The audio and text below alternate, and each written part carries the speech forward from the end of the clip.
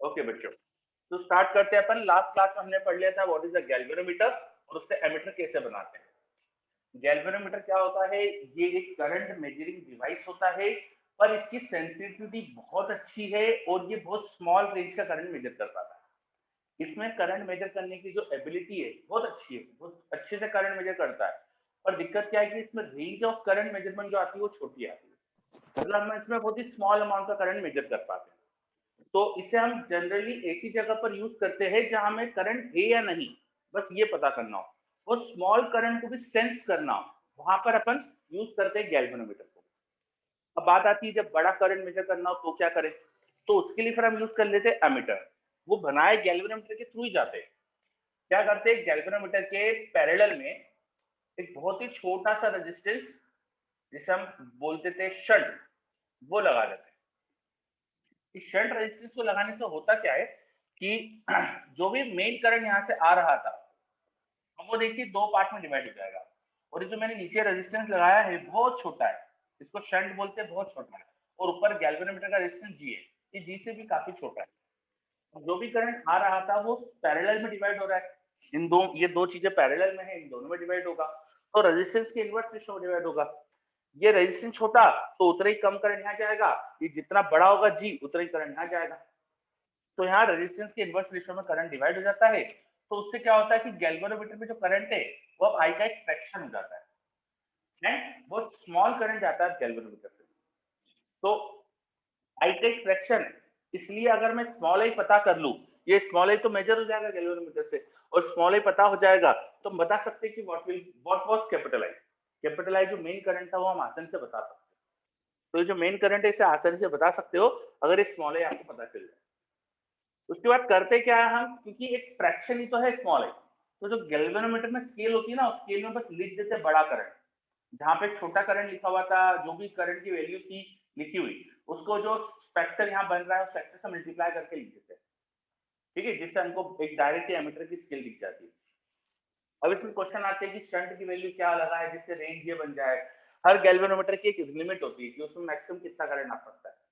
तो इसके करंट की एक लिमिट है, तो यहाँ से जो मेन करंट भेज सकते हो उसकी भी लिमिट हो गई। अब मेन करंट की लिमिट क्या होना चाहिए अगर गैल्वेनोमीटर की लिमिट बताओ, तो उसके लिए हमारे पास रिलेशन होता था, उसके लिए फॉर्मूला आता था शंट की वैल्यू का। शंट की वैल्यू आ जाती थी हमारे पास जी आई जी अपॉन आई नॉट माइनस आई जी। अब ये सब क्या चीज है?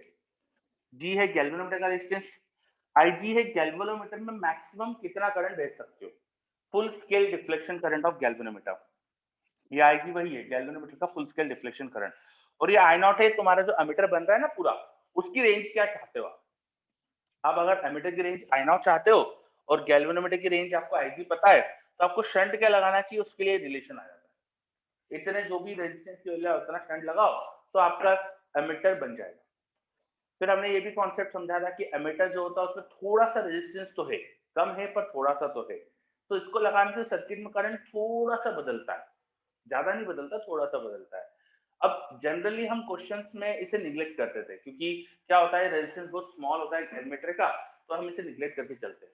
पर आप क्योंकि जान चुके हो कि एमीटर में भी रेजिस्टेंस होता है, तो कोई क्वेश्चन में हो सकता है आपको एमीटर का रेजिस्टेंस भी दे दिया जाए और उसके लिए कुछ आगे पूछ लिया जाए, तो उसके लिए भी आपको प्रिपेयर रहना चाहिए। चलिए, तो ये अपन ने पढ़ा था एमीटर के बारे में। क्या इसमें कुछ भी समस्या है, आपको कोई डाउट है, पूछना है कुछ? एनीवन हैविंग एनी प्रॉब्लम और डाउट इन दिस, बताइए। No sir, very good. चलिए, तो बच्चों को कोई डाउट नहीं है तो फिर अपन आगे बढ़ते हैं। अब अपन पढ़ते हैं वोल्ट मीटर। अब हम पढ़ेंगे volt meter. Volt meter, volt meter एक डिवाइस है जिसे पोटेंशियल डिफरेंस मेजर करने के लिए यूज करते हैं। क्या यूज करते हैं इससे अपन? पोटेंशियल डिफरेंस मेजर करते हैं। पोटेंशियल डिफरेंस, आपको जिन दो पॉइंट का पोटेंशियल डिफरेंस निकालना है उन दोनों पॉइंट के बीच में लगा दो वोल्ट मीटर, तो पोटेंशियल डिफरेंस मिल जाएगा। जैसे कि कोई मैं एग्जांपल दिखाता हूँ आपको। मान लीजिए ये कोई सर्किट था और आप चाहते हो इस पॉइंट और इस पॉइंट के बीच का आपको पोटेंशियल डिफरेंस चाहिए। तो जिन भी दो पॉइंट, मान लो ये पॉइंट पी और क्यू है, आपको चाहिए इनका पोटेंशियल डिफरेंस, तो इनके बीच में लगा दो हमारा device volt meter. Volt meter को ऐसे बी सिंबल से रिप्रेजेंट करते हैं अपन, तो ये लगा दो पी और क्यू के बीच में। तो आपको मिल जाएगा यहाँ पी और क्यू का पोटेंशियल डिफरेंस क्या है। ये ऐसे काम करता है वोल्टमीटर। अब बात आई बनाए कैसे, काम करता क्या है वो तो समझ में आ गया अपन को, पर बनाए कैसे से। तो वोल्टमीटर एक्चुअली करता क्या है ये बता देते हैं सबसे पहले मैं आपको। जिन दो पॉइंट के बीच में वोल्टमीटर लगा है, वोल्टमीटर बहुत ही नॉमिनल सा करंट वहां से पुल करता है, बहुत ही स्मॉल अमाउंट से करंट वहां से पुल करता है, बहुत ही स्मॉल करंट यहाँ से वोल्टमीटर लेता है। और वोल्टमीटर के अंदर अगर हम देखें, वोल्टमीटर के अंदर हम देखें तो उसके अंदर होता है गैल्वेनोमीटर, उसके साथ में एक large resistance.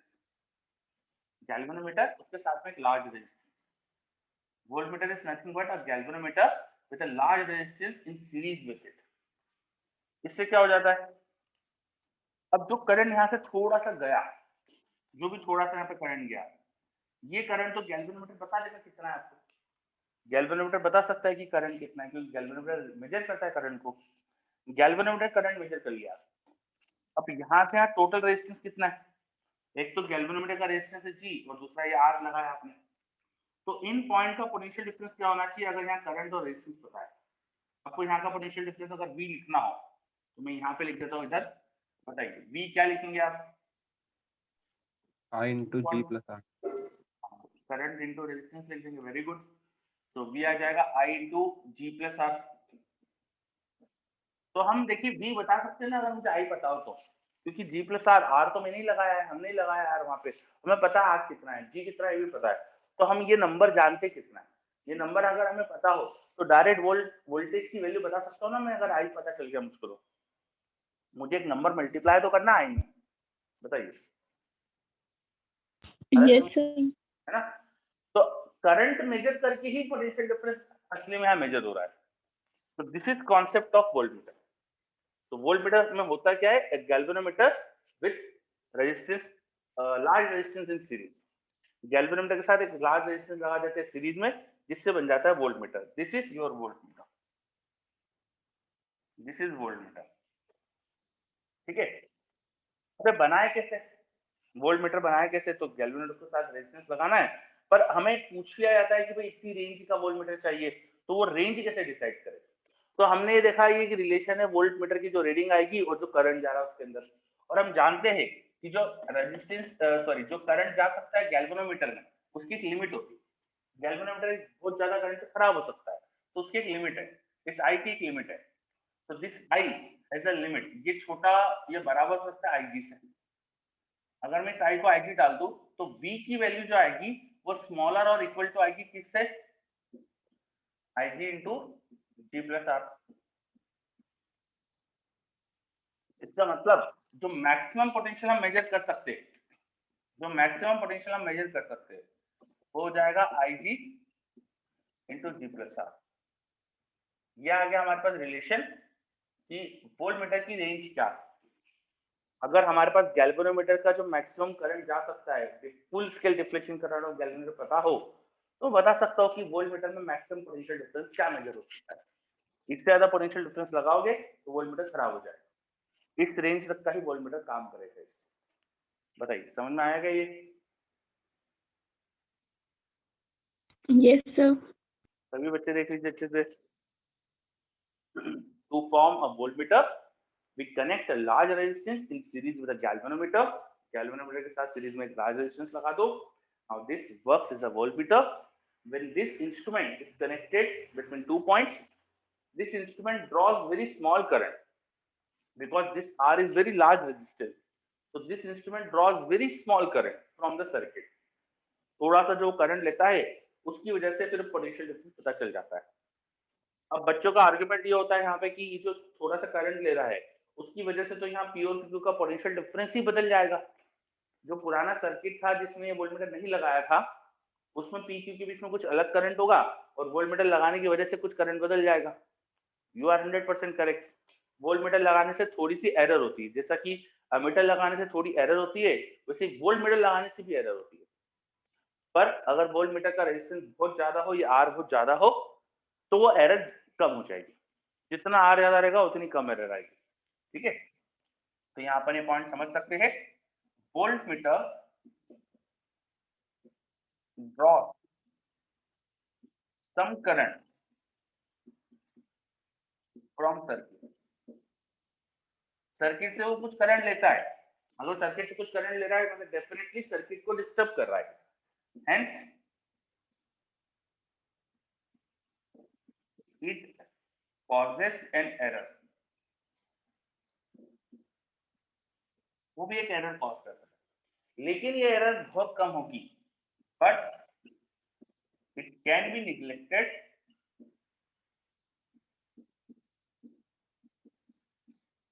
If resistance is very, voltmeter का रेजिस्टेंस बहुत हाई हो, इफ G प्लस R जो वोल्टमीटर का रेजिस्टेंस हो जाएगा, इसको मैं R भी बोल देता हूँ, रेजिस्टेंस ऑफ वोल्टमीटर, ये अगर बहुत ज्यादा होगा तो बहुत ही कम करंट लेने वाला है वोल्टमीटर, तो अगर ये रेजिस्टेंस ज्यादा होगा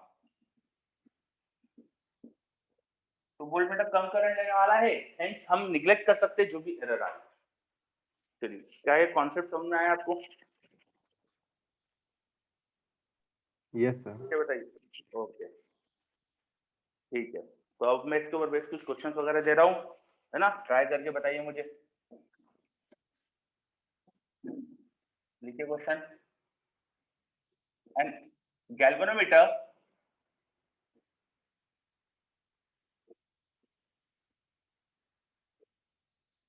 has full scale deflection current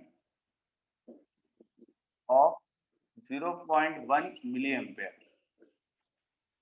galvanometer का फुल स्केल डिफ्लेक्शन करंट बहुत कम है, 0.1 मिलीएम्पेयर है, एंड इट्स रेजिस्टेंस इज 10 ओम, उसका 10 ओम का रेजिस्टेंस है, बहुत ज्यादा रेजिस्टेंस है 10 ओम का। We need to convert it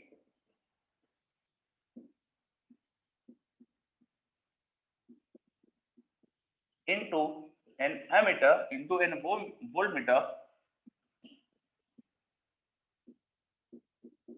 of range 0 to 10 volt, 10 volt तक का पोटेंशियल मेजर करने वाला, 10 वोल्ट तक का पोटेंशियल मेजर करने वाला वोल्टमीटर बनाना चाहता हूं। बताइए how, what resistance is required, क्या रेजिस्टेंस लगाना पड़ेगा, बताइए।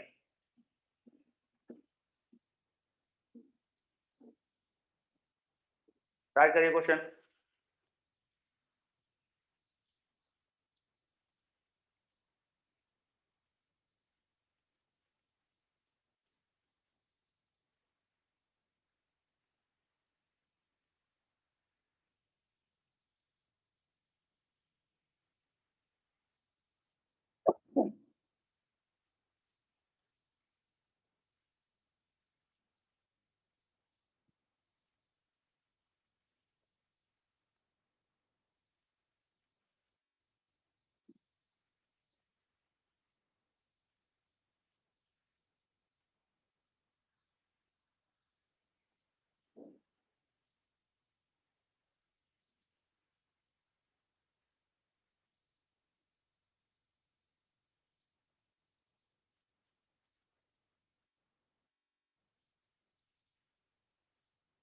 गैल्वेनोमीटर दिया है, उससे वोल्टमीटर बनाना है, रेजिस्टेंस क्या लगाना पड़ेगा पूछा है।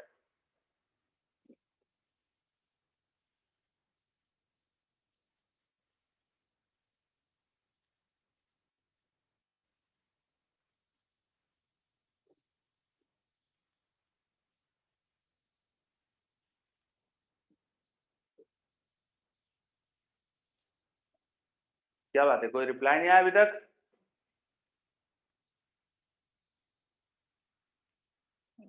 काफी आंसर्स आ रहे हैं मेरे पास, वेरी गुड।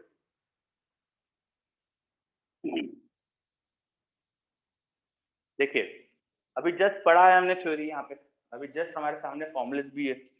वोल्टमीटर की जो रेंज होती है वो होती है गैल्वेनोमीटर का full scale deflection current into galvanometer का रेजिस्टेंस प्लस सीरीज रेजिस्टेंस। तो जो सीरीज रेजिस्टेंस लगाना है वो मैं ढूंढ सकता हूँ, मेरे को अगर बाकी चीजें पता है तो पता है। देखिए, हमें वोल्टमीटर का रेंज क्या चाहिए, 10 वोल्ट चाहिए, मैक्सिमम पोटेंशियल 10 वोल्ट मेजर करना चाहते हैं अपन। गैल्वेनोमीटर का full scale deflection current IG हमको दे रखा है 0.1 मिली एम्पियर, मिली मतलब 10⁻³ होता है, जी 10 दे रखा है और मुझे आर निकालना है, बस ये आ गई इक्वेशन, सॉल्व कर देते हैं। ये 10 पावर माइनस 4 हो गया, इधर डिवाइड करेंगे तो 10 पावर 5 आ जाएगा, माइनस 10 इक्वल टू आर आ गया। तो आर की वैल्यू आ गई 10 पावर 5 माइनस 10 बस 10 से सब्ट्रैक्ट कर दीजिए, you will get your answer. तो आंसर क्या जाएगा 99990। ठीक है, 99,990 ohms ये रेजिस्टेंस रिक्वायर्ड है, इतना रेजिस्टेंस रिक्वायर्ड। बताइए, बहुत से बच्चों के मुझे आंसर गलत दिख रहे हैं। वर्षा, क्या गलती करी? सर टाइपो चैट में गलत लिखा है, बाकी सही किया है सर। अच्छा, एक 9 कम लिख दिया सर इसमें। और के अलावा Kamlesh, Sumit sir milliampere में कन्वर्ट नहीं किया था सर, इसलिए वो जल्दी जल्दी में सर वो मिली एम्पियर को ऐसा ही लिखना पड़ेगा ना। यस सर, वो इसीलिए सर वो 90 आया। चलिए, तो बहुत छोटी छोटी सिली मिस्टेक होती रहती है, ऐसी बचाइएगा इनको। ठीक है, आगे बढ़ते फिर अपन। तो ये देखा अपन ने कैसे सिंपल से क्वेश्चन आते हैं इसके ऊपर। अब एक क्वेश्चन देखते हैं जिसमें मिक्स लगा दिया हो, कुछ दोनों चीज लगा दी हो, है ना। और उस क्वेश्चन में मैं कुछ और भी कॉन्सेप्ट बताने चाह रहा हूँ। तो मैं एक क्वेश्चन दे रहा हूँ जिसमें दोनों चीज में लगाने वाला हो और कुछ और भी कॉन्सेप्ट दूंगा मैं। ठीक है, चलिए लिखिए क्वेश्चन। लिखिए question.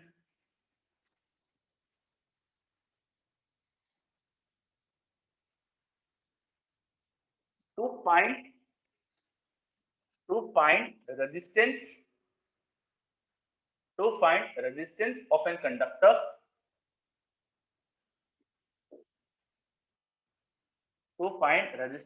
conductor, we are using to find resistance of a conductor, we are using voltmeter and ammeter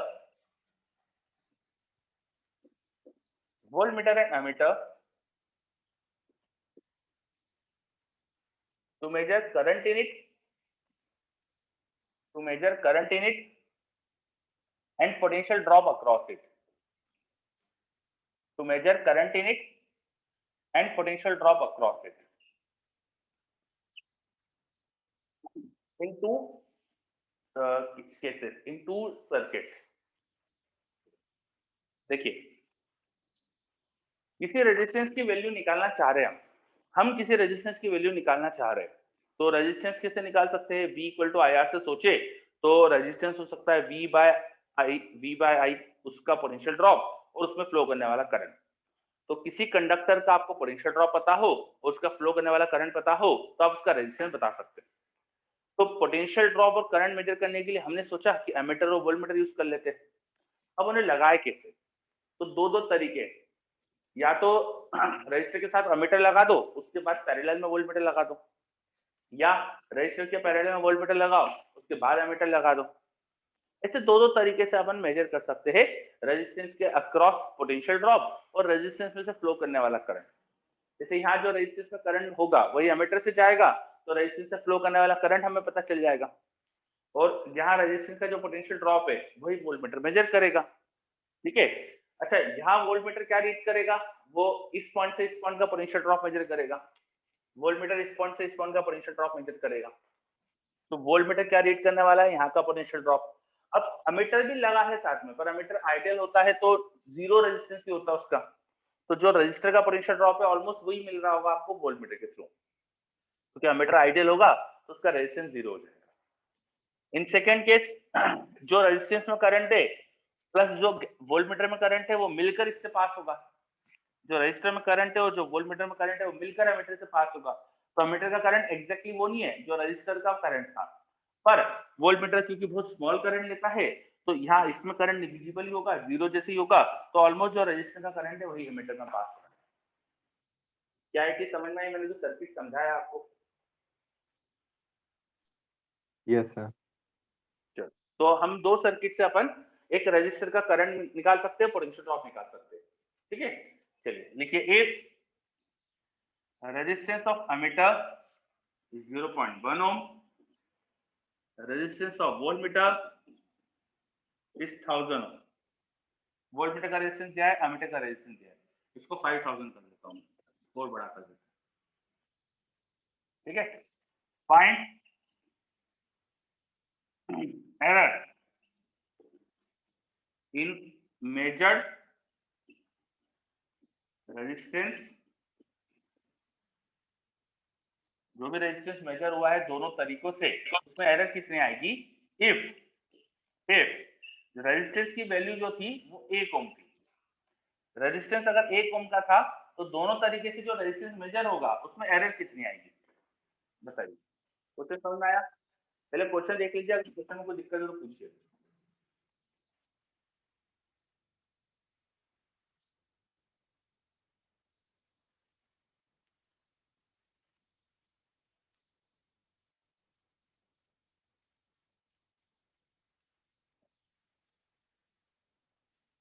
पुराना सब चीज हटा रहा हूँ,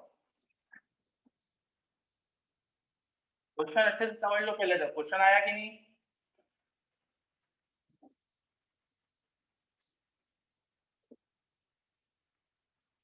अच्छा तो बोल रही है आदित्य, क्वेश्चन समझ में आया?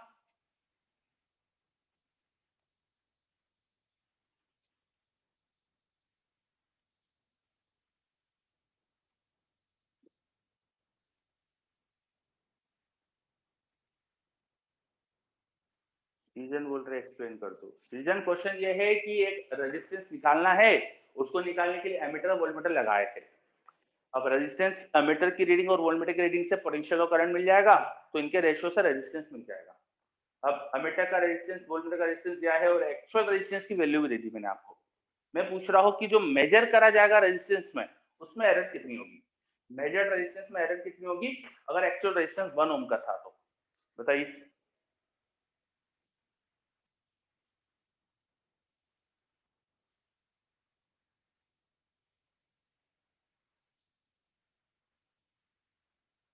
आदित्य, आपको क्लियर?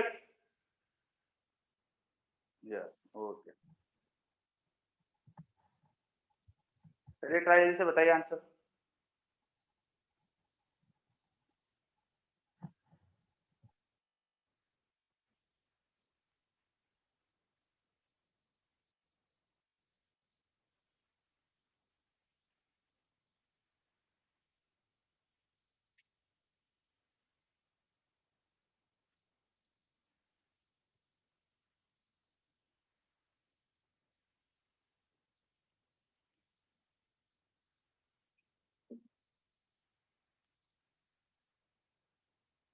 चलिए हिंट दे देता हूं, मैं आपको हिंट देता हूं। रेजिस्टेंस मेजर कैसे करा जा रहा है, रेजिस्टेंस मेजर करा जा रहा है वोल्टमीटर और एमीटर की रीडिंग का रेशियो लेके, वोल्टमीटर और एमीटर की रीडिंग का रेशियो लेके, ठीक है। चलो ये हिंट थे आपके लिए।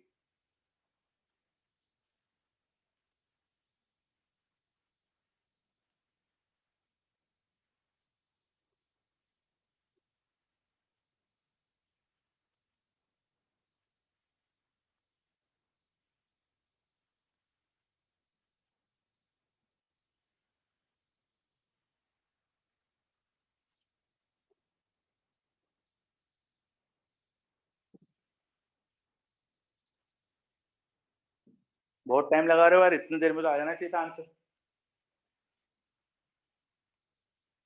बहुत आसान क्वेश्चन है ये। चलो एक केस में बता देता हूँ, दूसरा शायद कर लोगे फिर आप। यहाँ अगर कुछ करंट जा रहा है तो वो दोनों में इक्वल तो जाएगा नहीं, है ना, दोनों में अपने रेजिस्टेंस के रेशियो के इनवर्स रेशियो में डिवाइड हो जाएगा। एमीटर का रेजिस्टेंस RA, वोल्टमीटर का रेजिस्टेंस RB, हम जानते हैं। अब यहाँ अगर कुछ करंट मेजर, कुछ करंट गया, स्मॉल ए करंट गया, तो बताओ इस पॉइंट से इस पॉइंट का पोटेंशियल ड्रॉप क्या होगा, यहाँ से यहाँ का पोटेंशियल ड्रॉप क्या होगा, जल्दी बताओ। I into R plus RA। बिल्कुल सही। तो वोल्टमीटर की रीडिंग क्या आएगी, वोल्टमीटर क्या रीड करता है, तो पोटेंशियल अक्रॉस तो वोल्टमीटर की रीडिंग क्या आना चाहिए, I into R plus RA। बिल्कुल सही। वोल्टमीटर की रीडिंग होगी I into R plus R है ना, वोल्टमीटर की रीडिंग ये है। और अमीटर की रीडिंग क्या होगी? अमीटर क्या मेजर करता है?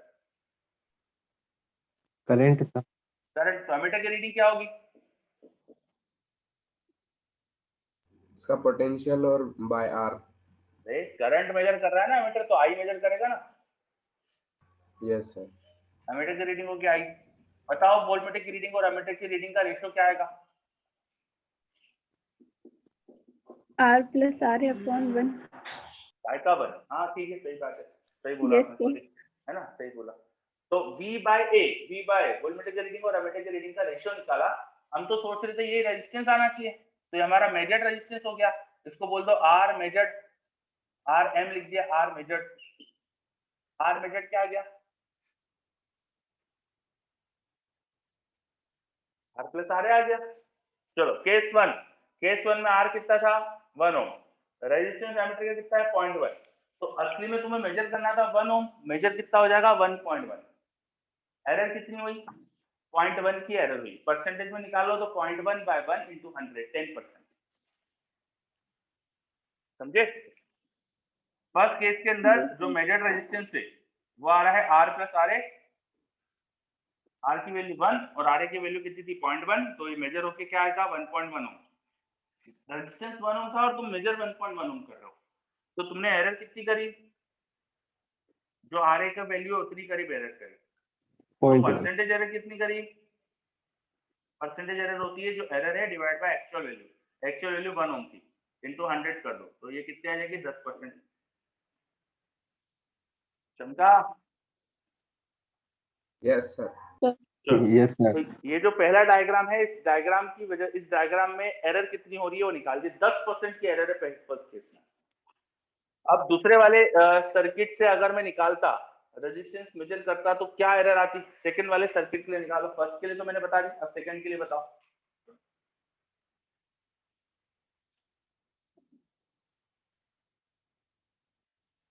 सेकंड में मेजर रेजिस्टेंस क्या आएगा? पहले सोचना पड़ेगा आपको, करो।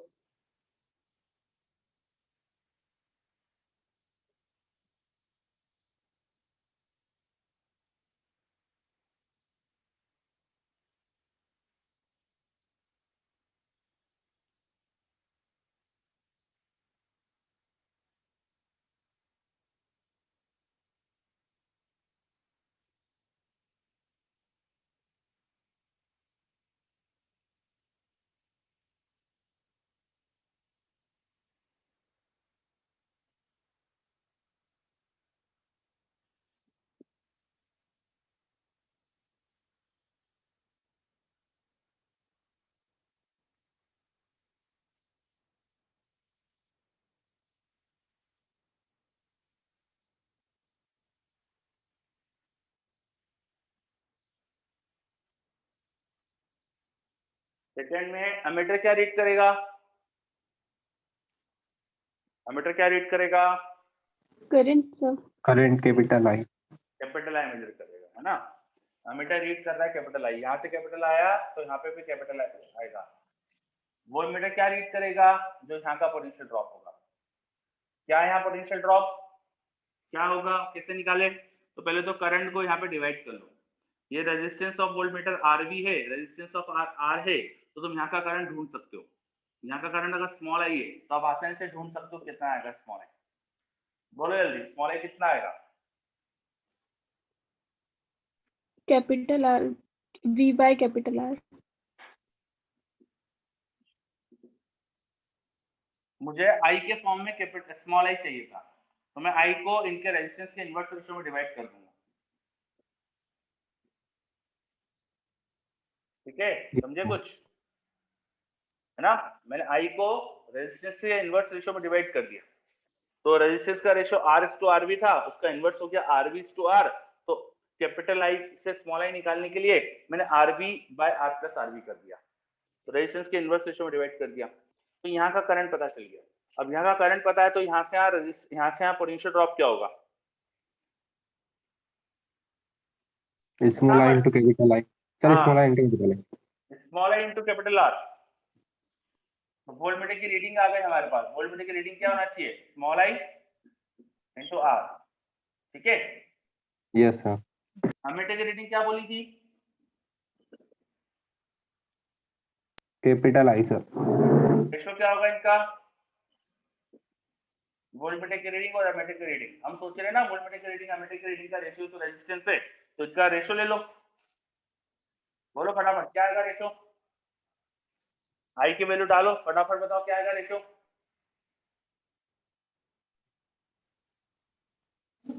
Sir R into R B अपन आर प्लस आर बी। ठीक है, बाकी बच्चे के मुख दर्शक बैठे हैं बस। क्यों, एक ही बच्चे ने बोलने का टेका लिया है क्या?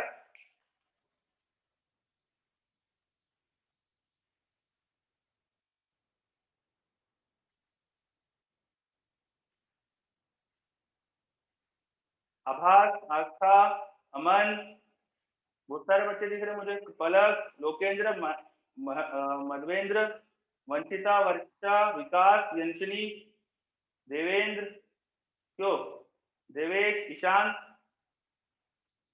क्या सो रहे क्या सब? बोल क्यों नहीं रहे कोई भी? क्या इतना इतना सा नहीं करके बता सकते थे आप? आई इंटू आर करके डिवाइड नहीं कर सकते थे क्या? कर सकते हैं सर। हाँ, बाकी बच्चे, वर्षा आप तो बोल रहे हो, बाकी बच्चे क्या कर रहे हैं? Yes sir. बोल क्यों नहीं रहे हो यार सब? आभास, आस्था, अमन, देवेश, गौतम, गुंजन, ईशान, एक भी बच्चे का मुझे कोई मैसेज नहीं आ रहा, कुछ नहीं बोल रहे।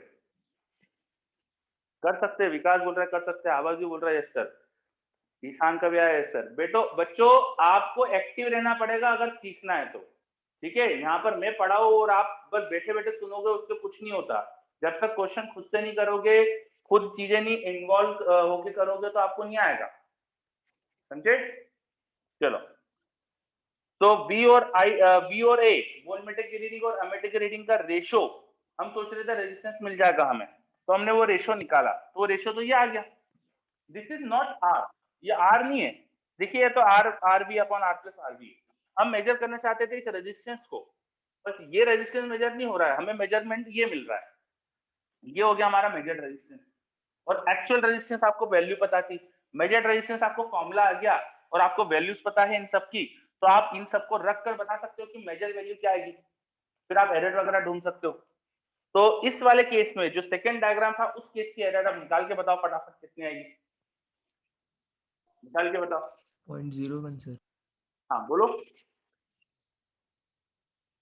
बोलिए फिर से, क्या ही मैं लिख देता हूँ।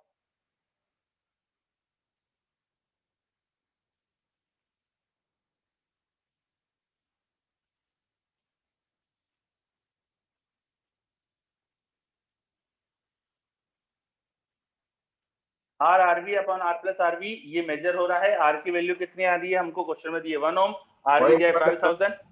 हाँ, तो यहाँ से जो मेजर रेजिस्टेंस आएगा सेकंड केस का, सेकंड केस का मेजर रेजिस्टेंस आएगा 5000 इंटू 1, तो 5000 हो गया, नीचे 5001, ये हो गया मेजर रेजिस्टेंस। एरर पूछिए तो measure resistance minus actual resistance, actual resistance 1 ohm, तो 1 में से इसे माइनस कर दो तो एरर आ जाएगी, एरर आ जाएगी 1 अपॉन 5001, विच इज नियरली 5001 को लगभग लगभग 5000 ले सकता हूँ ना, नीचे ऊपर से 2 से मल्टीप्लाई कर दो तो ऊपर आएगा 0.002, ठीक है? तो ऊपर से 2 से मल्टीप्लाई करके आ जाएगा, आप कर लेना, देख लेना इसका। ये एरर आ गई, into 100 divide by actual resistance into 100 कर दो, divide by actual resistance into 100 कर दो, तो ये कितनी एरर आ रही है? तो 0.2% की एरर आ रही है। सेकंड केस की एरर आ रही है मात्र 0.2%, फर्स्ट केस में 10% एरर थी। कौन सा केस ज्यादा सही था, कौन सा डायग्राम ज्यादा अच्छा था? अगर रेजिस्टेंस मेजर करना हो तो कौन सा डायग्राम ज्यादा अच्छा है, किस तरीके से हमें मेजर करना चाहिए था? सेकंड वाला। सेकंड वाला अच्छा था। ठीक है, नो डाउट एरर कम है, परसेंटेज एरर कम आ रही है, तो हम साफ साफ बोल सकते हैं कि second case is better choice to measure resistance. पर आपका आंसर बदल जाएगा। अब मैं रेजिस्टेंस की वैल्यू बदल देता हूँ। मैंने रेजिस्टेंस 1 ओम दिया था ना, चलो अब मैं रेजिस्टेंस दे देता हूँ 1000 ओम। 1000 ओम का रेजिस्टेंस आप मेजर करना चाह रहे थे, ये रेजिस्टेंस 1000 ओम का था। अब बताओ फर्स्ट और सेकंड केस की परसेंटेज एरर क्या क्या आएगी? करो, find percentage error in measured resistance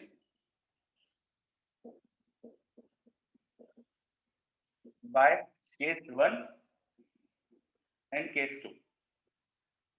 case 1 मतलब पहला जो डायग्राम है, केस 2 मतलब दूसरा जो डायग्राम है, दोनों डायग्राम के थ्रू जो रेजिस्टेंस मेजर हो रहा है उसमें एरर क्या आ रही है अगर रेजिस्टेंस 1000 होगा। फटाफट करो।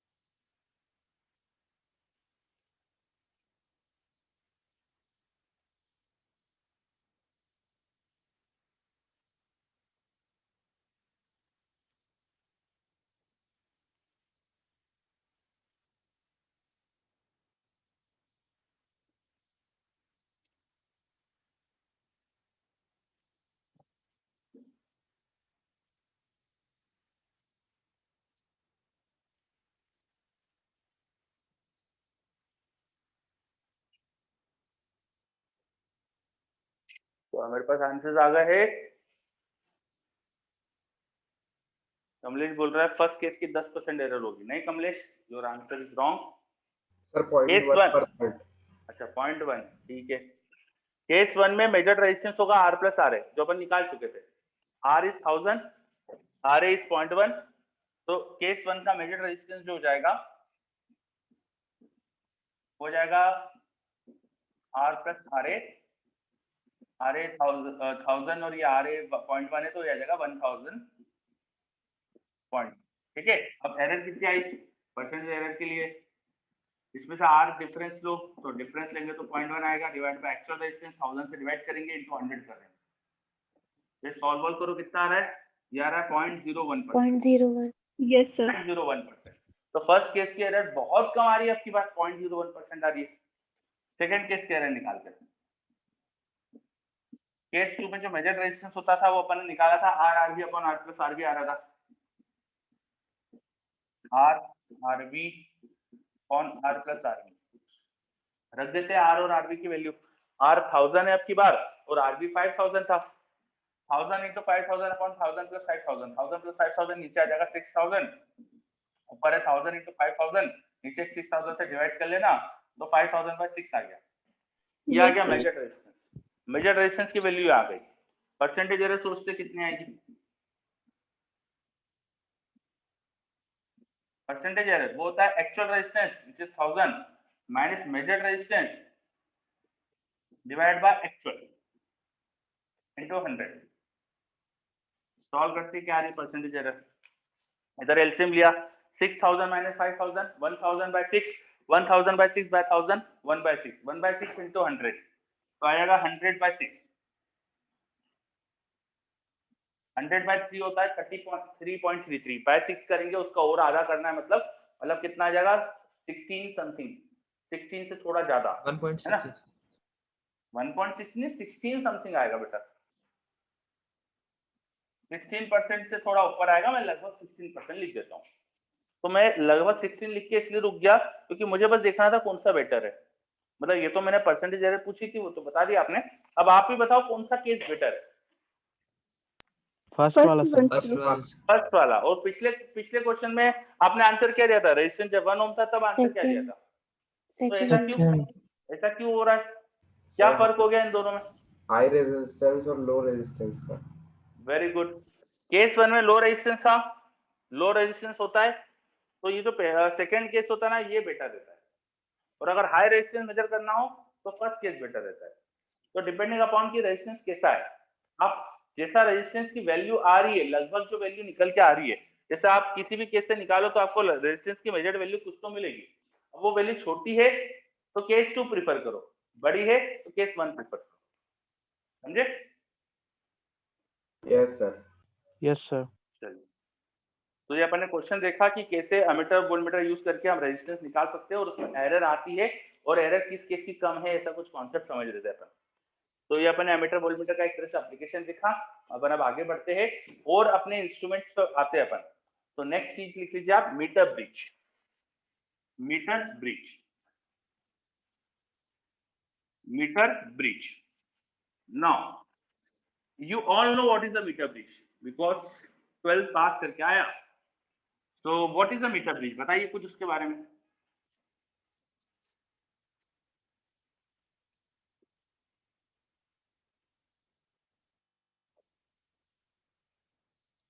बताइए कुछ मीटर ब्रिज के बारे में।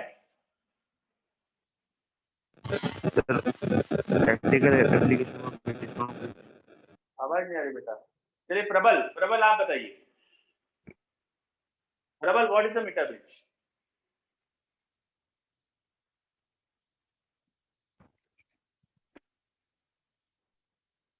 सर अननोन रेजिस्टेंस की वैल्यू मेजर करने के लिए हम मीटर ब्रिज का यूज करते हैं। तो प्रबल की आवाज बड़ी लड़कियों जैसी आ रही है, क्या बात है? सर प्रबल नहीं है। हाँ तो प्रबल से पूछा था ना मैंने तो।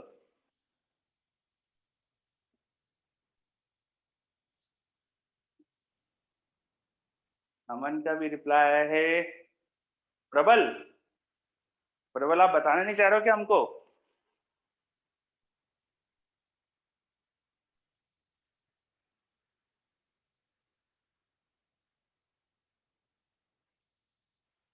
तो देखो यार प्रबल हमको बता ही नहीं रहा है।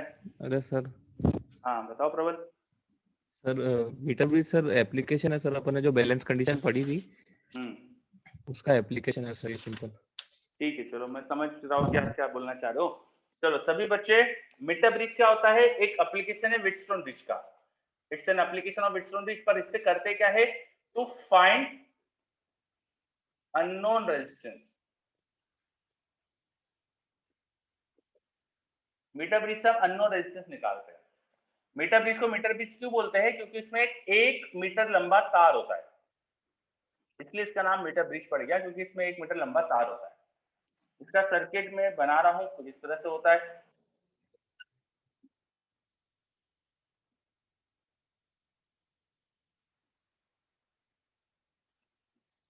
इस तरह से कुछ।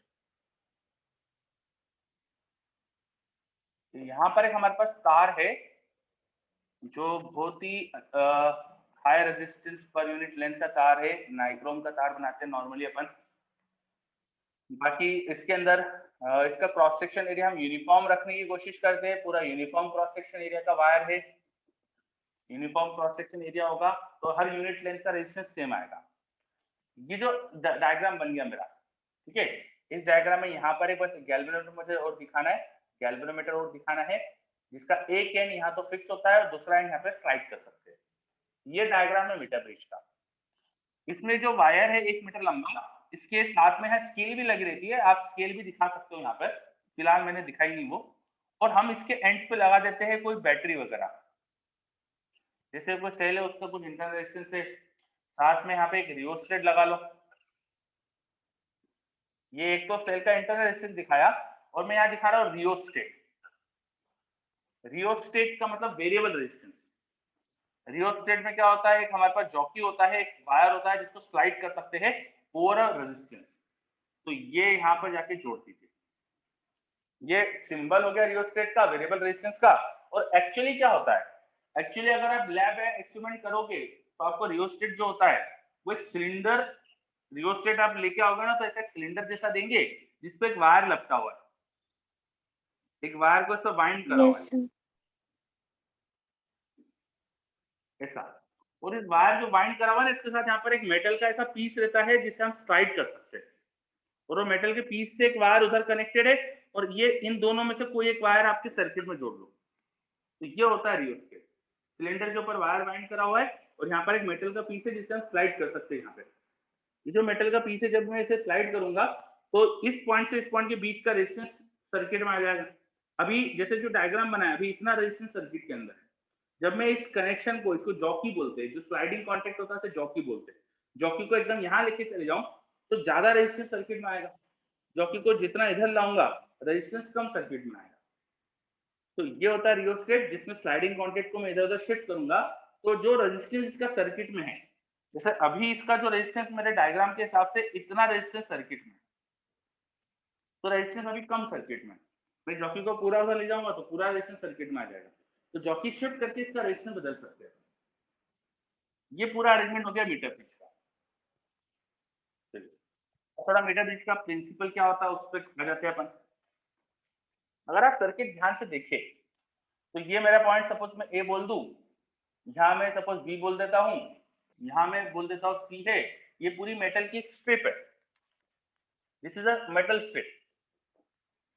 मेटल स्ट्रिप होने से क्या है कि भाई ये जितने कनेक्शन है इन स्ट्रिप से वो सब एक ही पोटेंशियल पर है, जैसे ये पॉइंट ए है तो ये पॉइंट भी ए ही होगा पोटेंशियल वाइज, ये बी, ये बी, सभी एक ही पोटेंशियल पर है, ये सी तो ये भी सी होगा, एक ही पोटेंशियल पर है।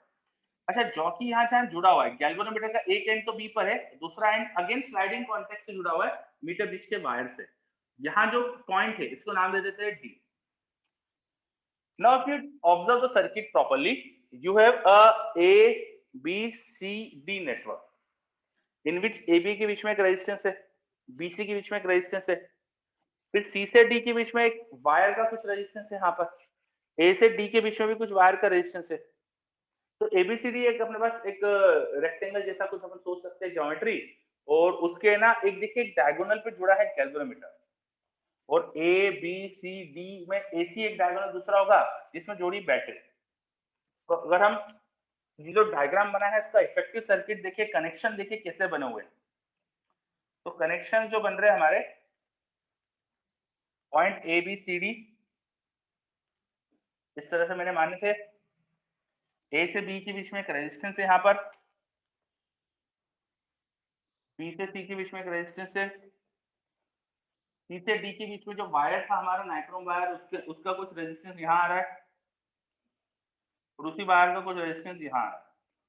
आप देखिए आपने बैटरी ए और सी के बीच में लगाई है, तो एक्सटर्नल सेल दिखा देता हूँ मैं ए और सी के बीच में, और बीडी के बीच में गैल्वेनोमीटर लगा है, देखिए बीडी के बीच में गैल्वेनोमीटर है। तो this is nothing but Wheatstone bridge, आपके पास व्हीटस्टोन ब्रिज बन रहा है।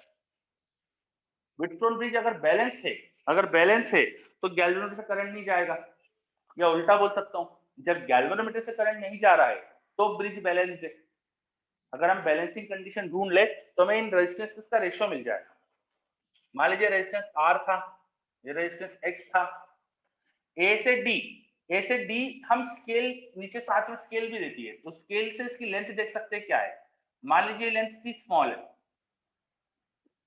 तो पूरी लेंथ जो है A से C तक की वो है सपोज कैपिटल L, तो बची हुई length of course capital L minus small l हो जाएगी। मैंने बोला था कि जो वायर AC है वो यूनिफॉर्म क्रॉस सेक्शन का है। यूनिफॉर्म क्रॉस सेक्शन होने से क्या होगा, इसका रेजिस्टेंस पर यूनिट लेंथ सेम है, तो L लेंथ में जो रेजिस्टेंस आएगा, resistance in A to D, A से D जो रेजिस्टेंस होगा वो L लेंथ का रेजिस्टेंस है, उसको लिख सकते हैं आप टोटल रेजिस्टेंस जो भी होगा, या यूनिट लेंथ का जो भी रेजिस्टेंस था, मान लो lambda per unit length resistance था, इनटू लेंथ लिख सकते हैं। Resistance of D to C उसको लिख सकते हो lambda into L minus L, जहां पे लैम्डा को क्या मान रहा हूं मैं इसको मान रहा हूं रेजिस्टेंस पर unit length in wire.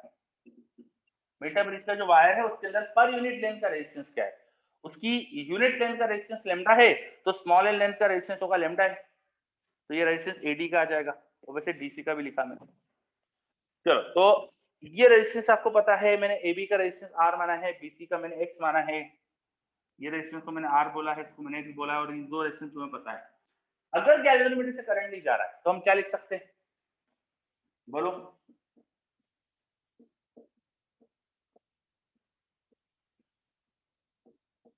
If bridge is balanced मतलब no डिफ्लेक्शन इन गैल्वेनोमीटर, अगर गैल्वेनोमीटर में कोई डिफ्लेक्शन नहीं है क्या बोल सकते हैं, जल्दी बताओ। सर रेजिस्टेंस कैलकुलेट कर सकते हैं ना फिर उसको। हाँ, मैं क्या लिख सकता हूँ, मुझे पता है कि गैल्वेनोमीटर करंट नहीं है, सर व्हीटस्टोन ब्रिज बैलेंस्ड है। हाँ बिल्कुल सही, व्हीटस्टोन ब्रिज बैलेंस है। आगे अभी कोई बोल रहा था कुछ R अपॉन क्या, R upon lambda x is equals to x upon lambda capital L minus small l. Very good, है ना। हम बोल सकते हैं कि ये रेजिस्टेंस R और उसके नीचे यहाँ जो रेजिस्टेंस है R AC AD वो आ रहा था लैम्डा L, और इधर की तरफ रेजिस्टेंस X और उसके नीचे का जो रेजिस्टेंस था लैम्डा L माइनस है। इसे हम इक्वल बोल सकते हैं। ये रेशियोज इक्वल आ जाएंगे। अगर ये रेशियो इक्वल है देखो मैं रेजिस्टेंस X निकाल सकता हूँ, वजह R into L minus L upon L. We can measure the unknown resistance X. We can measure X.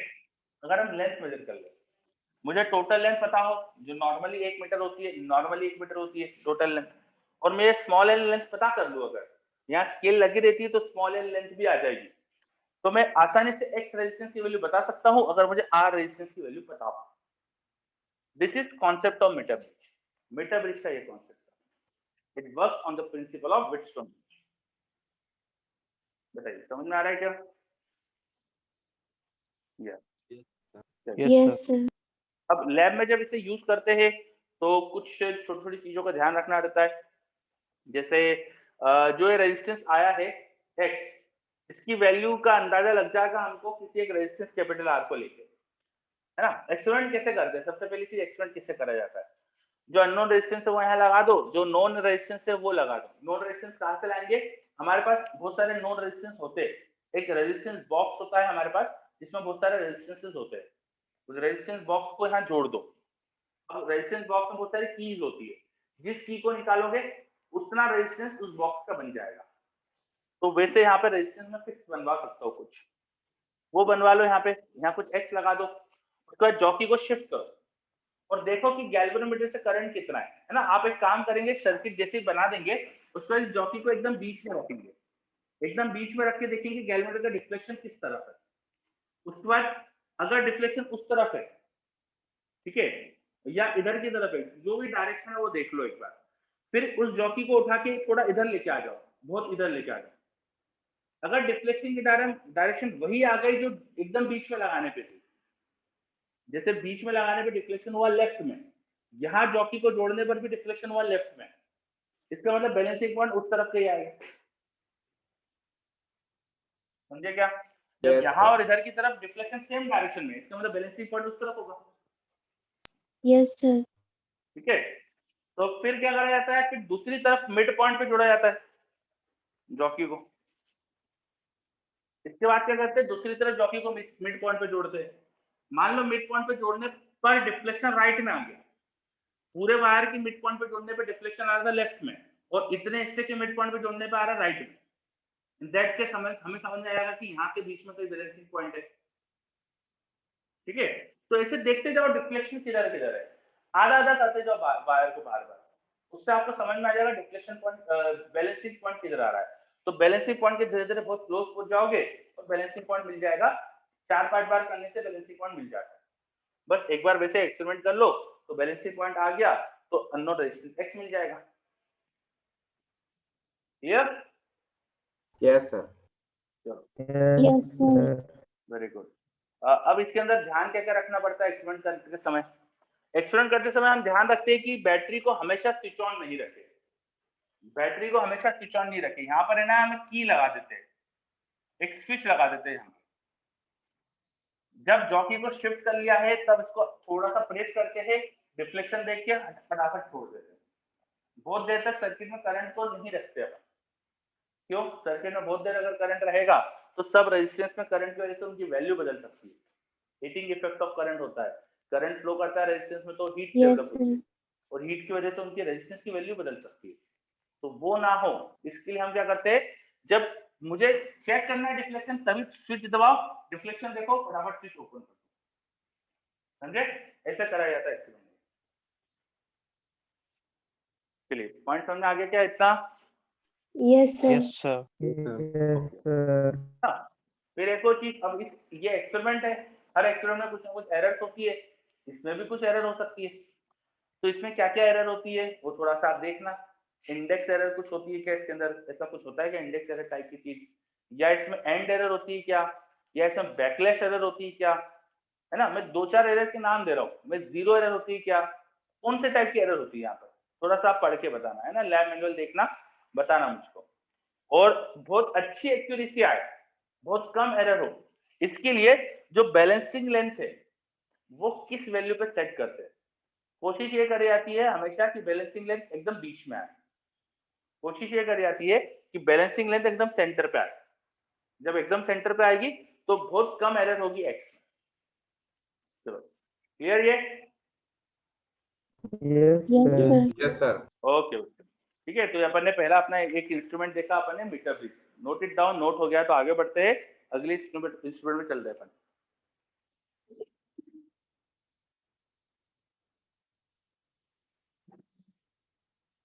Okay let's proceed to next instrument, potentiometer. 18वें समय देखिए पोटेंशियोमीटर।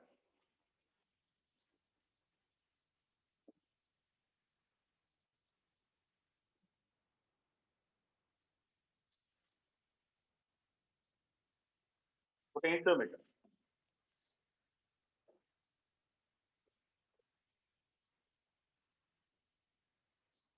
क्या होता है? पोटेंशियोमीटर में हमारे पास एक बहुत लंबा तार है, 7 to 8 मीटर लॉन्ग, अच्छा खासा लेंथ का एक हमारे पास वायर है। कितनी लेंथ होती है उसकी? 7-8 मीटर लंबा तार होता है, खूब बड़ा लंबा तार है, ठीक है।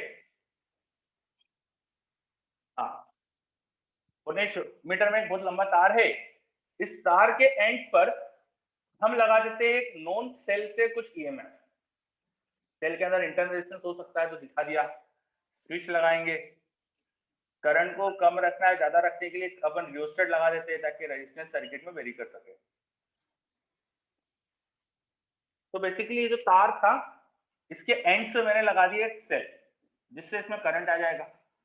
अब इसमें कुछ करंट है, अगर इसमें कुछ करंट है तो कुछ पोटेंशियल ड्रॉप हो रहा होगा, मान लो ये पॉइंट ए और बी और यहाँ से कुछ करंट फ्लो होने लग गया, तो due to current there will be some potential drop between A and B. Length between A and B मान लेते हैं कि एल, कैपिटल एल की, ठीक है। और सपोज पोटेंशियल ड्रॉप हमें पता है, मान लो पोटेंशियल ड्रॉप हमें पता है, वो साइड में लिख देता हूं मैं,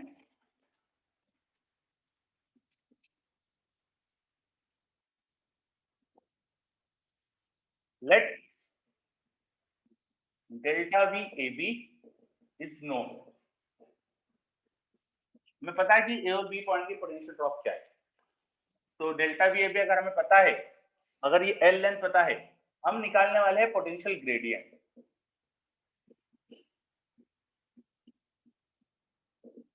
पोटेंशियल ग्रेडियंट, पोटेंशियल ग्रेडियंट मतलब potential difference per unit length, तो बोलते हैं potential difference per unit length. तो इस वायर का हमने पोटेंशियल ग्रेडियंट निकाल लिया, potential difference per unit length निकाल लिया, ठीक है। ये सब निकाल के रखिए साइड में। अब मुझे कोई सर्किट है जिसके दो पॉइंट्स के बीच का पोटेंशियल ड्रॉप मेजर करना है। मान लो एक दूसरा सर्किट मेरे पास ये था जिसमें मुझे इन दो पॉइंट का पोटेंशियल ड्रॉप मेजर करना है, सपोज पी और क्यू पॉइंट का पोटेंशियल ड्रॉप मुझे मेजर करना है। तो पी क्यू का पोटेंशियल डिफरेंस मेजर करने के लिए आप पहले तो देखो पी और क्यू में से कौन सा हायर पोटेंशियल पे होगा, वो देख के थोड़ा बहुत समझ में आ जाता है, सेल वेल देख के कि सेल किधर जुड़ा था।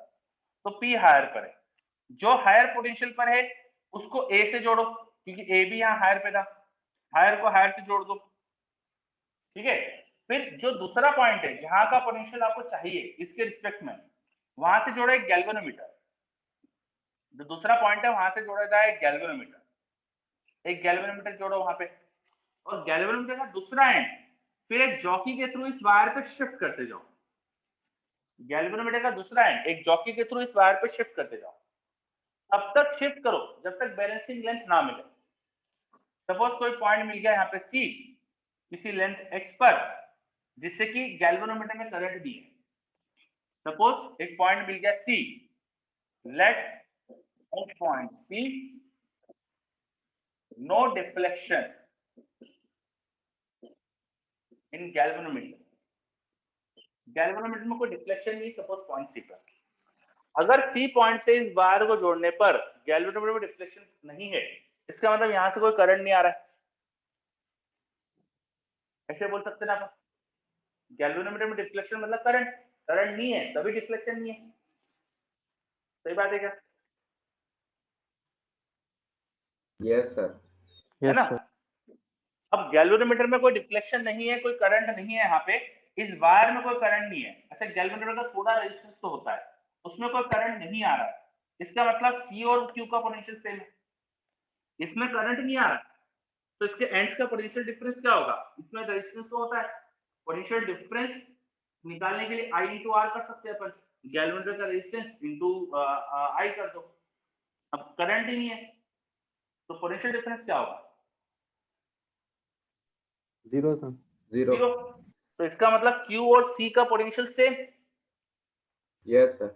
अगर गैल्वेनोमीटर में करंट नहीं है, इसके अंदर रेजिस्टेंस होता है, करंट नहीं है, तो आई जीरो होने से IR जीरो, मतलब पोटेंशियल ड्रॉप जीरो। तो C से Q का पोटेंशियल ड्रॉप जीरो, कोई पोटेंशियल ड्रॉप ही नहीं C और Q में, इसका मतलब C और Q का पोटेंशियल सेम। इसका मतलब ये हो गया potential at C equal to potential at Q। बताओ ये समझ में आया क्या? अच्छे से देख Yes, sir. लीजिए, Yes, sir. है ना? फिर से बोल देता हूँ, यहां से यहाँ कोई करंट नहीं आया, एक ऐसी जगह पे मैंने यहाँ पे गैल्वेनोमीटर को जोड़ा जिससे कि इसमें करंट नहीं आया। जब गैल्वेनोमीटर में करंट नहीं है, इसका मतलब इसके अक्रॉस पोटेंशियल ड्रॉप जीरो है, क्योंकि गैल्वेनोमीटर में रेजिस्टेंस होता है आई जीरो, तो पोटेंशियल ड्रॉप जीरो। तो पोटेंशियल ड्रॉप जीरो का मतलब Q और P का पोटेंशियल सेम है, तभी पोटेंशियल ड्रॉप जीरो होगा। अच्छा, इधर A और P को तो मैंने एक वायर से जोड़ा था, A और P को तो एक वायर से जोड़ा था, एक वायर से जोड़ा मैंने A और P को, दो पॉइंट को एक वायर से जोड़ दो, वायर जिसमें निग्लिजिबल रेजिस्टेंस है या जीरो रेजिस्टेंस है, एक वायर से जोड़ दो, तो बताओ उस वायर में पोटेंशियल ड्रॉप क्या आएगा? वायर में अगर निग्लिजिबल रेजिस्टेंस है या जीरो रेजिस्टेंस है, तो पोटेंशियल ड्रॉप क्या आएगा वायर में? Zero sir. Zero sir. Zero आएगा, है ना? अगर निग्लिजिबल रेजिस्टेंस है, जीरो रेजिस्टेंस है, तो A और P तो सेम पोटेंशियल पे था, इसका मतलब Yes, A और sir. P तो सेम Yes, पोटेंशियल sir. पे थे, है ना? तो उधर A और P तो सेम पोटेंशियल पर है, but potential of A was equal to potential of Q, potential of P, sorry, because वो एक वायर से जुड़े हुए हैं तो उनके पोटेंशियल तो सेम ही थे। A और C की जो पोटेंशियल है वो P और Q के बराबर है, इसका मतलब क्या समझ में आ रहा है? This implies that potential difference between P and Q should be equal to potential difference between A and C. If potential at P is equal to potential at A, potential at Q equal to potential at C, इसका मतलब यहाँ से यहाँ potential drop equal to यहाँ से यहाँ potential drop होना चाहिए क्या? Yes, sir. Yes, sir. होना चाहिए। होना चाहिए ना? सभी अच्छे देख लो, यस सर। ठीक है। अच्छा, एक चीज बताओ, यहाँ करंट नहीं था, इस गैल्वेनोमीटर में कोई करंट नहीं था, तो यहाँ कितना करंट होगा?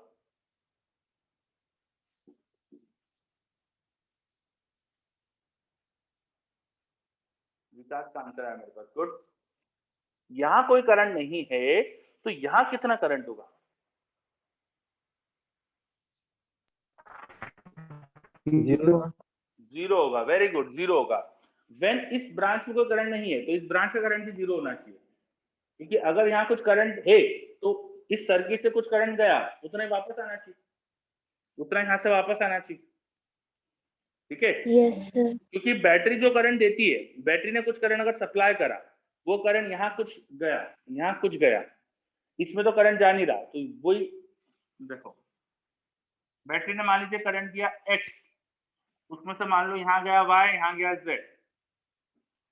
गैल्वेनोमीटर में करंट नहीं है, गैल्वेनोमीटर में करंट नहीं है, तो Y का Y करंट यहाँ से नीचे आएगा, क्योंकि गैल्वेनोमीटर में तो करंट ही नहीं है। बैटरी जितना करंट देती है उतना ही लेती है, ऐसा नहीं करती कभी बैटरी की 10 से X करंट दे 10 से Y ले, तो Y की वैल्यू क्या होना चाहिए? X के बराबर होना चाहिए, Y should be equal to X, Y should be equal to X, Y should be equal to X। इसका मतलब यहाँ करंट ही नहीं जाएगा, जितना करंट यहाँ से आया अगर उतना यहाँ चला गया तो यहाँ करंट ही नहीं जाएगा। व्हेन गैल्वेनोमीटर में कोई करंट नहीं था, यहाँ पर भी कोई करंट नहीं था। व्हेन गैल्वेनोमीटर में कोई करंट नहीं था, यहाँ पर भी कोई करंट नहीं था। क्या है, समझ में आई बात आपको? Yes sir. ठीक है, तो अब ऐसा हो गया एक तरह से, देखो कि इस वायर में भी कोई करंट नहीं है, इस वायर में भी कोई करंट नहीं है। इसका मतलब इस सर्किट में और इस सर्किट के बीच में कोई करंट का ट्रांसफर नहीं हो रहा। ऊपर के सर्किट और नीचे के सर्किट में कोई करंट का ट्रांसफर ही नहीं हो रहा है। समझ में आ रहा है आपको? Yes sir. Yes sir. Yes ठीक सर। है, ये बैटरी का जो भी करंट था वो नीचे नीचे फ्लो कर रहा है, वो ऊपर नहीं जा रहा है। इसका मतलब ऊपर और नीचे के सर्किट इंडिपेंडेंट है ना? ऊपर और नीचे के सर्किट इंडिपेंडेंट है। मैं यहाँ लिख देता हूँ, when current in galvanometer is zero, galvanometer की रीडिंग जीरो है, ठीक है, then upper and lower circuit are independent.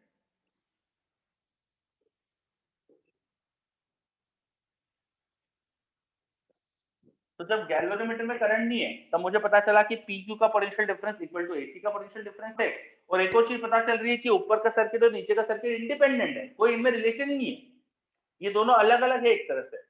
तो ऊपर का सर्किट का मैं शुरुआत में निकाल चुका था पोटेंशियल ग्रेडियंट, है ना? जब अकेला इस ये जुड़ा नहीं था तब मैंने यहाँ पोटेंशियल ग्रेडियंट निकाला था, ठीक है। और अभी क्या हुआ है, गैल्वेनोमीटर में जब करंट नहीं है, मुझे समझ में आया कि इसका कोई करंट ही नहीं फ्लो कर रहा है इनके बीच में, मतलब ये सर्किट इंडिपेंडेंट है। तो इंडिपेंडेंट है तो पोटेंशियल ग्रेडियंट वही होना चाहिए जो पहले था। हाँ, इसको बिना लगाए जो पोटेंशियल ग्रेडियंट है वही होना चाहिए ना? Yes sir. Yes sir. ठीक है, तो इसका बिना लगाए मुझे पोटेंशियल ग्रेडियंट पता है। मुझे पता है कि इस पूरी लेंथ में यूनिट लेंथ का पोटेंशियल डिफरेंस कितना है। Potential gradient is potential difference per unit length. मैं स्केल से x निकाल सकता हूँ, स्केल से x निकाल सकता हूँ। x लेंथ कितनी थी, टोटल l लेंथ का पोटेंशियल डिफरेंस मुझे पता था, मुझे यूनिट लेंथ का पोटेंशियल डिफरेंस पता है, तो x लेंथ का पोटेंशियल डिफरेंस क्या लिख सकता हूँ? बोलो। Multiply by x. Multiply by x, this potential gradient multiplied with x will give me potential difference between point A and C. But that potential difference is equal to potential difference of P and Q. So potential difference of P and Q is measured. Potential difference of P and Q हमें पता चल गया, potential difference of P और Q मुझे पता चल गया, ठीक है? Yes sir. है ना? तो पोटेंशियल डिफरेंस PQ का निकालने के लिए क्या क्या चाहिए मुझे? मुझे चाहिए लेंथ x। कौन सी लेंथ x? किस लेंथ पर ऐसा पॉइंट आया कि गैल्वेनोमीटर में करंट जीरो है, वो मुझे लेंथ ढूंढना है। तो गैल्वेनोमीटर करंट जब जीरो हो जाए, गैल्वेनोमीटर में जब करंट जीरो हो जाए, वो वाली लेंथ में ढूंढ लूं। अगर ये लेंथ मेरे पास x पता चल गई तो x इंटू पोटेंशियल ग्रेडियंट, इससे मैं आसानी से बता सकता हूँ कि PQ का पोटेंशियल ड्रॉप क्या था। पोटेंशियल ग्रेडियंट कैसे निकालेंगे, वो अपन क्या करेंगे, इस पूरे वायर का जो भी पोटेंशियल डिफरेंस है डिवाइड बाय पूरे वायर के, इससे अपन पोटेंशियल ग्रेडियंट निकाल सकते हैं, ठीक है। पूरे वायर का पोटेंशियल डिफरेंस कैसे पता करेंगे? भाई ये बैटरी मैंने लगाई है, ये सब रेजिस्टेंसेस मैंने लगाए हैं, तो मैं आसानी से निकाल सकता हूँ पूरे वायर का पोटेंशियल डिफरेंस क्या रहा होगा, है ना? कोई इस बैटरी की वैल्यू मुझे दे दे, इस रेजिस्टेंस, रियोस्टेट की रेजिस्टेंस, इस वायर में जो भी रेजिस्टेंस है वो सब मुझे पता होगा, तो मैं आसानी से वायर का पोटेंशियल ड्रॉप बता सकता हूँ। मैं यहाँ का करंट भी बता सकता हूँ। बोलो, यहाँ का करंट बता सकते हो कि आप कितना होगा? ये अपॉन रेजिस्टेंस कितना है, R plus RH plus R, ये करंट है, और करंट इंटू R कर दो तो पोटेंशियल ड्रॉप मिल जाएगा AB का। भाई इस रेजिस्टेंस का पोटेंशियल ड्रॉप निकालना हो अगर, R इंटू करंट कर देंगे अपन, यस सर। है ना? चलो, तो AB का पोटेंशियल ड्रॉप कैसे निकालेंगे वो भी अपन को समझ में आ रहा है। पोटेंशियल ग्रेडियंट कैसे निकालेंगे, AB का पोटेंशियल ड्रॉप बाय लेंथ कर देंगे। उसके बाद किसी सर्किट में दो पॉइंट का पोटेंशियल डिफरेंस पता करना है तो वो कैसे निकालेंगे वो भी बताया मैंने। तो हैंस अब अपन पोटेंशियल डिफरेंस निकाल सकते हैं किसी भी सर्किट का। खासियत क्या हुई यहाँ पर, इंपॉर्टेंस क्या है इस पोटेंशियोमीटर की? यहाँ है ना, देखिए इस सर्किट से कोई करंट नहीं ले रहा है, वोल्ट मीटर भी पोटेंशियल डिफरेंस मेजर करता है पर वो करंट ड्रॉ करता है, तो सर्किट में कुछ एरर क्रिएट करता है। But this potentiometer doesn't draw any current from the circuit, इस सर्किट से कोई करंट नहीं ले रहा है, तो ये एक्यूरेट रीडिंग देगा। वोल्ट मीटर के कंपेयर में ये एक्यूरेट होता है, समझे? और ये करंट ड्रॉ नहीं करता, ये बहुत अच्छी चीज है, इससे अपन सेल्स के ईएमएफ निकाल सकते हैं। सेल का ईएमएफ क्या होता है? सेल के टर्मिनल्स का पोटेंशियल डिफरेंस जब उससे करंट नहीं जा रहा, तो सेल का ईएमएफ निकालने के लिए बहुत काम की चीज है हमारे, है ना? इसका एक एप्लीकेशन हो जाएगा, अभी मुझे बताया सुमित ने भी, यस सुमित ना, इसका एक बहुत अच्छा एप्लीकेशन हो जाएगा to measure EMF of cell, और आसानी से बहुत अच्छे से अपन ईएमएफ मेजर कर पाएंगे। क्यों? क्योंकि ये करंट ड्रॉ नहीं करता है पोटेंशियल मीटर। बताइए समझ में आया क्या? Yes, sir. एक बार Yes, सब sir. कुछ देख लीजिए, कुछ भी दिक्कत है तो पूछिए, बताइए जल्दी से, कहीं भी कुछ भी डाउट है पोटेंशियोमीटर में तो जल्दी से बताइए।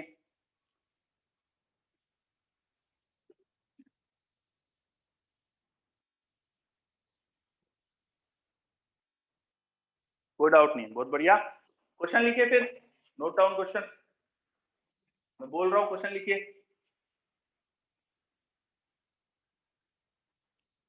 A 5 meter wire, सर ये नोट करना है थोड़ा सा। अच्छा जल्दी से नोट करिए फिर।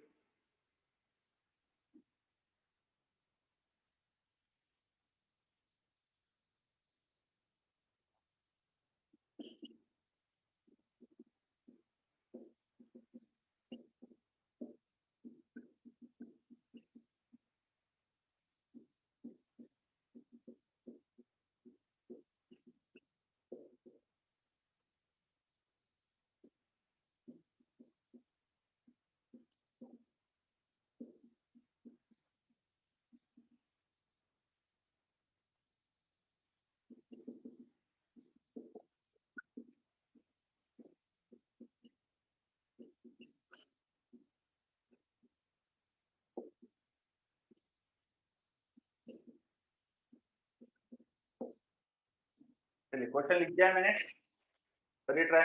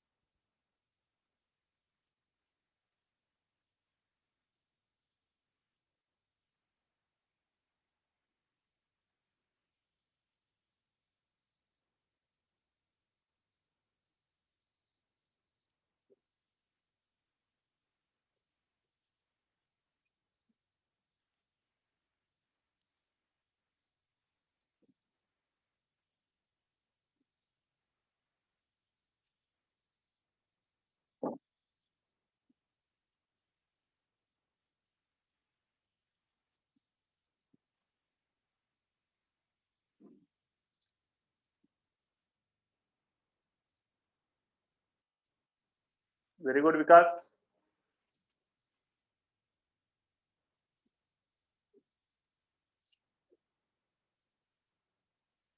चलिए क्वेश्चन दिया था मैंने, क्या नोट हो गया पूरा? सब थ्योरी नोट हो गई क्या? Yes sir.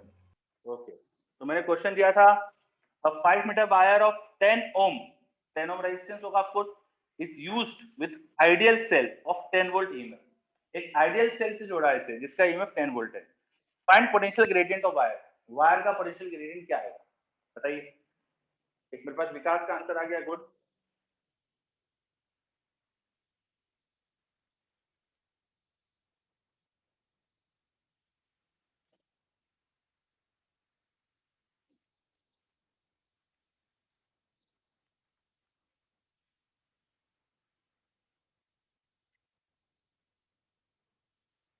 चलिए काफी बच्चों के आंसर आ रहे हैं मेरे पास, वेरी गुड। 5 मीटर वायर है, उसके अक्रॉस 10 वोल्ट का ईएमएफ लगा रहे हैं, सेल ईएमएफ में सेल में कोई रेजिस्टेंस है नहीं, तो रेजिस्टेंस से वायर का ही है यहाँ पर, तो रेजिस्टेंस है नहीं, तो सीधा सीधा 10 वोल्ट पोटेंशियल ड्रॉप वायर के अक्रॉस है, लेंथ 5 है, तो 10/5 पोटेंशियल ड्रॉप बाय लेंथ, यही हो जाएगा वोल्ट पोटेंशियल ग्रेडियंट, 2 आ जाएगा। बहुत ही सिंपल क्वेश्चन। ना, तो आंसर आ जाएगा इसका। चलिए हमें यहाँ पर क्वेश्चन दे रहा हूँ, यहाँ पर क्वेश्चन दे रहा हूँ। I have a wire,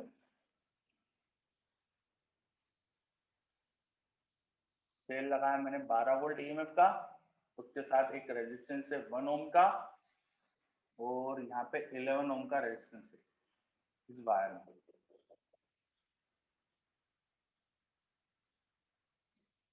एक बैटरी है जिसका मुझे ईएमएफ निकालना है। बैटरी का वोल्टेज है 5 वोल्ट, रेजिस्टेंस इंटरनल इसका भी 1 ओम। तो बताओ बैलेंसिंग लेंथ क्या आएगी? अगर टोटल लेंथ यहाँ से यहाँ की आपको मैंने दे दी है 7 मीटर, तो बैलेंसिंग लेंथ क्या आएगी? Find balancing length.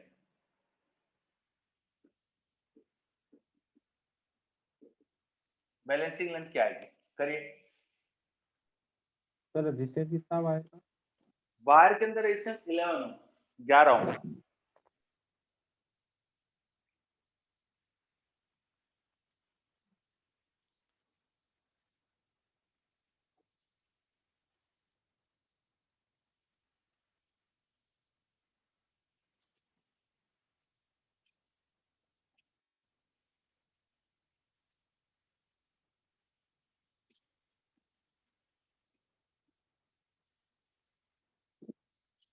चलिए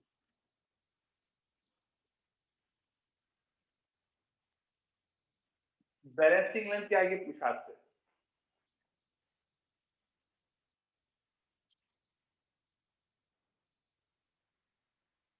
वेरी गुड, आंसर आ रहे हैं मेरे पास, बहुत बढ़िया गौतम। मीनवाइल गौतम जब तक चेक कर लो, बात अपन कर रहे हैं उससे पहले आप चेक कर लो कोई गलत तो नहीं करा।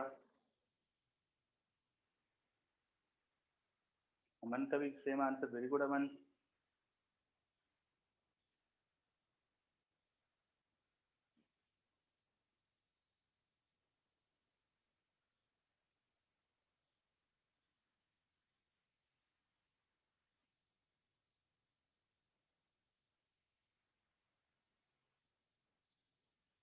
चलिए काफी अच्छा आंसर दे रहे।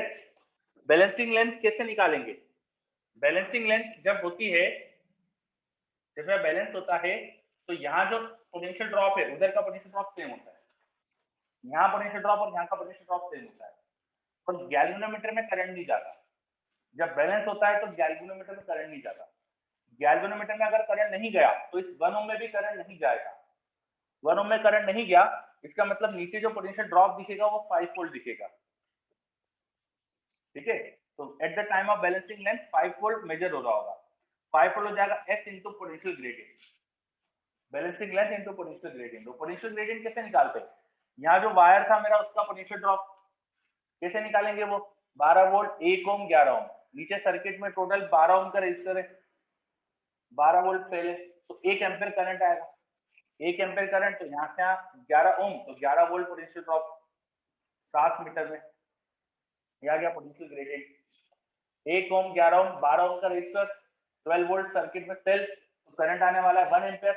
1 एम्पीयर का जब यहाँ करंट जाएगा तो 1 एम्पीयर करंट से 11 वोल्ट का ड्रॉप होगा, 11 ओम में 11 वोल्ट, 7 मीटर का रेजिस्टेंस वायर था, तो ये आ गया पोटेंशियल ग्रेडियंट। बस ये आ गया इक्वेशन, सॉल्व कर दीजिए। एक आ जाएगा 35/11 मीटर, ये आ गए हमारे balancing length. You can divide 35/11 to get the actual balancing length. तो ये कितना जाएगा? 33 बचा 1, बचे यहाँ पे कितने 2, 11, फिर 11 1 2 बचे ना, 20 ले लेना तो 11 3.1 हाँ 3.1 समथिंग को दे जाएगा ये लगभग 3.18 17 3.17 के बाद कुछ और भी नंबर रहेंगे, 3.17 जैसा लिख सकते हैं। ठीक है, सर हाँ बोलिए। करंट निकालने के बाद फिर ये पोटेंशियल पर यूनिट लेंथ कैसे निकाला सर, ये बता दीजिए। रेजिस्टेंस क्या है इस वायर में, एबी में? 11 ओम सर। तो उसमें पोटेंशियल ड्रॉप क्या आएगा? सोचो ओम लॉ से, IR सर। फटाफट बताओ क्या आएगा फिर, I इंटू आर करके। 11 into 1 sir. है ना? Yes sir. लेंथ कितनी है वायर की? 7 meter sir. तो potential difference per unit length क्या होगा? Yes sir, upon में 7 आ जाएगा. ठीक है, ओके। तो अपन ने पोटेंशियोमीटर पढ़ा, पोटेंशियोमीटर पे बेस्ड क्वेश्चन भी देखे। पोटेंशियोमीटर के कई सारे एप्लीकेशन है, जैसे एक सेल का ईएमएफ निकालना, जैसे यहाँ वही हो रहा है, सेल का ईएमएफ तो निकाल रहे हैं अपन यहाँ पे। सेल के ईएमएफ को कंपेयर भी कर सकते हैं। अगर मेरे पास दो सेल्स है जिसमें ईएमएफ को मुझे कंपेयर करना है, तो वो ये बिना पोटेंशियल ग्रेडियंट निकाले आसानी से हो जाएगा, क्योंकि बैलेंसिंग लेंथ के प्रोपोर्शनल आ रहा है। देखिए EMF is proportional to balancing length. तो दो सेल के ईएमएफ निकालना है, उनका रेशो चाहिए, तो उनकी बैलेंसिंग लेंथ निकाल दो। बैलेंसिंग लेंथ का रेशो सेल के ईएमएफ का रेशो दे देगा। और एक बहुत इंपॉर्टेंट एप्लीकेशन होता है सेल का इंटरनल रेजिस्टेंस निकालना। ठीक है, वो कैसे निकाला जाता है? उसको निकालने के लिए दूसरे नॉन रेजिस्टेंस की हेल्प ली जाती है। अभी अगर इस सेल के साथ कुछ जुड़ा नहीं था, तो इसके टर्मिनल का पोटेंशियल डिफरेंस इसका ईएमएफ था। अगर इसके साथ में कुछ जोड़ दूं, जैसे एक नॉन रेजिस्टेंस आर जोड़ दूं, ठीक है, अभी तो क्या था कि जो बैलेंसिंग लेंथ आएगी, अगर मैं कुछ जोड़ूंगा नहीं, मान लीजिए यहाँ पे स्विच है एक, तो स्विच को मैंने ओपन करा विथ एस ओपन, स्विच को ओपन रखा मैंने यहाँ, तो सेल का जो भी ईएमएफ है वो बैलेंसिंग लेंथ के प्रोपोर्शनल आएगा। ईएमएफ जो भी बैलेंसिंग लेंथ आएगी वो ईएमएफ पे डिपेंड करेगी। अगर स्विच को क्लोज कर दूं, तो यहाँ पोटेंशियल ड्रॉप बदल जाएगा। इंटरनल रेजिस्टेंस अगर स्मॉल आ रहे, तो यहाँ पे देखिए करंट आएगा स्विच क्लोज करने से, तो यहाँ से यहाँ पोटेंशियल ड्रॉप क्या हो जाएगा? जो इस आर का पोटेंशियल ड्रॉप है, in that case potential drop हो जाएगा करंट इनटू रेजिस्टेंस। ये पोटेंशियल ड्रॉप आएगा इन दो पॉइंट के बीच का। तो पोटेंशियल ड्रॉप बदल गया, तो ऑफ कोर्स बैलेंसिंग लेंथ भी बदलेगी। अब नई बैलेंसिंग लेंथ मान लो x2 है। टेक रेशियो ऑफ दिस, इनका रेशियो ले लोगे तो स्मॉल आर मिल जाएगा, अगर कैपिटल आर पता है। चलिए, क्या बताया मैं फिर से बताता हूँ। किसी सेल का इंटरनल रेजिस्टेंस अगर निकालना है हमको, तो उसके लिए भी हम यूज करते हैं पोटेंशियोमीटर को। कैसे यूज करेंगे? सेल के साथ एक रेजिस्टेंस लगाओ और पहले स्विच ओपन रखो। जब स्विच ओपन होगा, तो सेल के ईएमएफ के प्रोपोर्शनल बैलेंसिंग लेंथ आएगी। स्विच क्लोज कर दो, स्विच क्लोज करने पे यहाँ जो पोटेंशियल डिफरेंस आने वाला है अब, वो ये आने वाला है। स्विच क्लोज करने पे पोटेंशियल डिफरेंस बदल गया, तो नई बैलेंसिंग लेंथ अलग आएगी। पहले बैलेंसिंग लेंथ और नई बैलेंसिंग लेंथ निकालो और इनके रेशियो ले लो। रेशियो ले लोगे तो आप देखिएगा आपको स्मॉल आर की इक्वेशन मिल जाएगी। आप अगर रेशियो लेंगे यहाँ पर दिस बाय दिस कर दो, या x2 बाय x1 निकालो, दिस बाय दिस करो, x2 बाय x1 निकालोगे तो आ जाएगा r upon r plus r। तो यहाँ से आपको मिल जाएगा small r plus capital R equal to capital R time x1 by x2। यहाँ से स्मॉल r देखो मिल रहा है।